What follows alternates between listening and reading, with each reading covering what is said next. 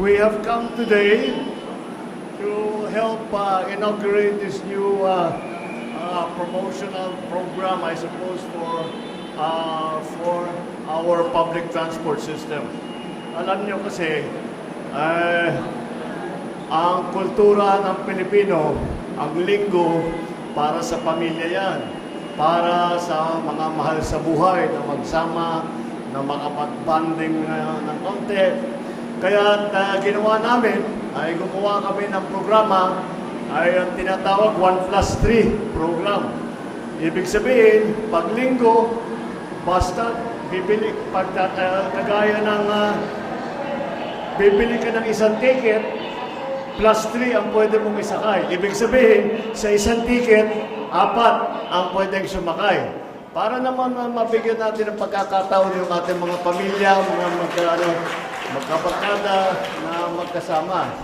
Pero kami, lumampas kami doon sa 1+3, kaya si Congressman Santo nagbayad ng sarili ng ticket. Pero yun ang aming, sana naman, mabigyan natin ng pagkakataon ang ating mga kababayan na maramdaman nila yung linggo. Kasi alam naman namin, napakahirap ng oras ng commuter.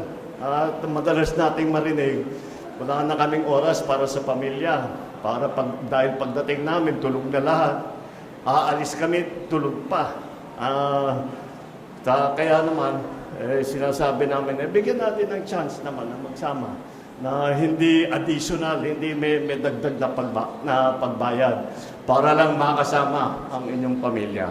Kaya nandito na yung ating program na 1+3. Meron pa akong isusunod na announcement dahil marami kami doon sa pinaplanong EDSA rehabilitation.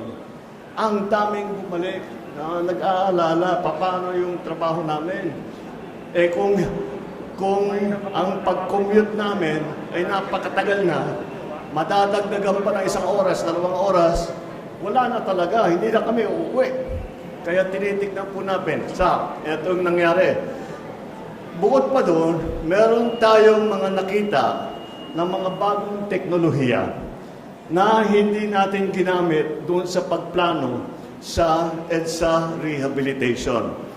Kaya in-instructionan ko si Secretary Vince Dizon at saka si Secretary Manny Bunuan ng DPWH ay sinabi ko, pause muna doon sa rehabilitation. Huwag muna natin gagawin. Dahil pag tinitignan natin yung cost-benefit analysis, maganda sana kung maayos natin. Ngunit, ang laking sakripisyo ng 2 taon na masyadong mabigat, masyadong mahigpit ang traffic. Kaya pause na muna yan at sabi ko sa kanila, bigyan natin ang sarili natin ng 1 buwan. Pag-aralan natin itong mga bagong teknolohiya na nakikita natin. So, pag-aralan natin, gumawa tayo ng magandang plano.